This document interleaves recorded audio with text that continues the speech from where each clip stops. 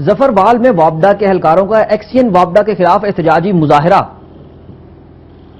اہلکاروں نے احتجاج کے دوران موقف اختیار کیا کہ ایکسین وابڈا اہلکاروں سے ایکسٹرا ڈیوٹی لیتا ہے، جب چاہتا ہے دور دراز کے علاقوں سے ڈیوٹی پر مامور اہلکار کو بلا کر رات 10 بجے تک بلا وجہ آفس میں بٹھائے رکھتا ہے۔ اہلکاروں نے کہا کہ ہم سے ایکسین کے ساتھ کام نہیں کر سکتے، وابڈا لیبر کے ساتھ ناروا سلوک بند کیا جائے اور عوام کو بیجا بل ڈال کر ہماری تذلیل نہ کرائی جائے۔ انہوں نے ارباب اختیار سے نوٹس لینے کا مطالبہ بھی کیا ہے۔